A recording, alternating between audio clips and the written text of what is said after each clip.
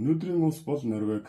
Энэ сувгаараа бид улс орнуудын газар зүйд түүх, мөн тэд хэрхэн дэлхийд нөлөөлсөн тухай өгүүлдэг.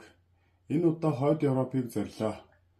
Европын хойд захад орших хатлаа Норвеги дэлхийн хамгийн баян, хамгийн аз жаргалтай орнуудын нэг болж чадсан санамсаргүй хэрэг биш. Энэ бол байгаль, түүх, бодлого гурвын огцлол юм аа. Газар зүйн үед Норвеги Европ тивийн хойд хэсэгт Скандинавын хойгийн баруун талаар сунаж байрладаг, зүүн талаараа Швед, Финланд, Оросын холбооны улстай хэлэлдэг. Тус улсын хамгийн онцгой шинж нь далайн эрэг, мянган км үргэлжлэх эргийн шугам нь фьордуудаар хэрчигдсэн байдаг. Фьорд гэдэг нь мөсөн голын илэглээс үүссэн гүн нарийн булан юм. Өндөр уулас, гүн ус бүхий энэ байгаль нэгэн цагт гадны давталгаанаас хамгаалах байгалийн хэрэм болж байв.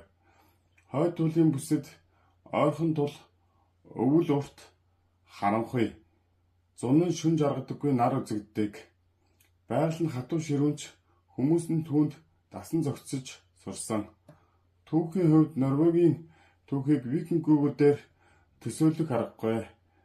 8-аас 11-р зууны хооронд Норвегийн далайчид Европ даяар аялж худалдаа хийж заримдаа байлдан дагуулж байв. Тэд зөвхөн дайчид биш, чадварлаг далайчид, худалдаачид байсан юм аа. Гэвч Норвеги олон 100 жилийн турш Дайн, дараа нь Шведийн холбоонд орж байлаа. Орчин үеийн тусгаар улс 1905 онд Шведээс тайван замаар бүх нийтийн санал асуулгаар салснаар бүрэлдэн тогтсон. Зэвсгээр биш, аржилсан аргаар тусгаар тогтнолоо баталгаажуулсан нь тэдний улс төрийн соёлын онцлог юм аа. Өнөөдөр Норвеги бол парламентын арчилтай, ил тод байдал, иргэдийн оролцоог дээдэлдэг улс. Дэлхийн хамгийн авилга багтай орнуудын нэгт тогтвол багтдаг. Эдийн засгийн ба газрын тосны ашиглалтын зөв бодлого нь одоогийн хөгжлийн үндэс суурь болжээ. 1960-ад онд хойд тэнгисээс нефть илэрснээр Норвегийн эдийн засаг өөрчлөгдсөн. Гэвч тэд газрын тосны орлогоо шууд тарааж зарцуулсангүй.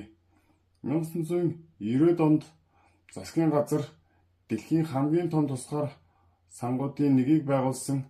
Энэ сан нь олон нийт ирээдүйн сан гэж нэрлэдэг. Газрын тосны орлогын ихэнхийг уг санд хоримтлуулж дэлхийд даяарх хувьцаа, үйл хөдлөх хөрөнгө, бондод хөрөнгө оруулдаг. Ингэснээр орлогоо ирээдүйн үед хадгалж чадсан. Инфляц эдийн засгийн хэт хамаарлаас зайлсхийсэн. Нийгмийн халамж, боловсрол, эрүүл мэндийн тогтвортой санхүүжүүлсэн. Норвегид их сургууль, эрүүл мэндийн үйлчилгээ бараг үн төлбөргүй. Газрын тосны баялагийг зөвхөн өнөөдрийн биш, маргаашийн Норвеги зориулсан нь тэдний амжилтын гол нууц юм аа. Байгаль ба амьдралын хэв маягийн хувьд Норвеги нь фьорд, цас мөс, хойд тэнгис, туйлын гэрлээрээ алдартай.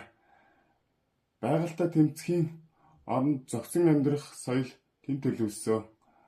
Гадаа алхах, ууланд гарах, байгаль дойр байх нь норвегичүүдийн амьдралын салшгүй хэсэг. Үүнийг задгаа агаарт амьдрах философи гэж нэрлэдэг. Олон улсын дүр төрхийн хувьд Норвеги нь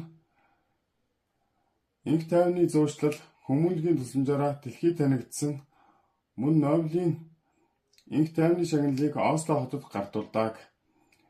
Жижиг улс хэдий ч ёс зүй, энх тайвны бэлэгдэл болж чадсан. Норвегийн алдарнуудын хувьд хөл бөмбөгийн ертөнцид Эрлинг Хааланд бол шинэ үеийн суперод юм аа. Шатрын спортод дэлхийн аврах Магнус Карлсон олон жил ноёрхсон. Мөн далайн аж үйлдвэр, эрчим хүчний салбарт төрийн өмчт аврах компани Equinor дэлхийн зах зээлд үйл ажиллагаагаа явуулдаг. Эдгээр нь Норвегийн боловсрол, урт хугацааны бодлогын үр дүн юм. Дүгнэлт хийхэд Норвеги баян болсон шалтгаан нь зөвхөн газрын тос биш, тэд байгалаа хамгаалж, арслаа бөхцүүлж, баялгаа хоримтлуулж, ирээдүйдээ хөрөнгө оруулсан Викингүүдийн зориг, байгалийн хатуу ширүүн орчин, ухаалаг эдийн засаг, засгийн бодлого энэ гурвын нийлбэр нь өнөөдрийн Норвегийг бүтээжээ. Ганагийн мэдээгийн сувгийн энэ удаагийн дугаар ийхүү өндөрлөж байна.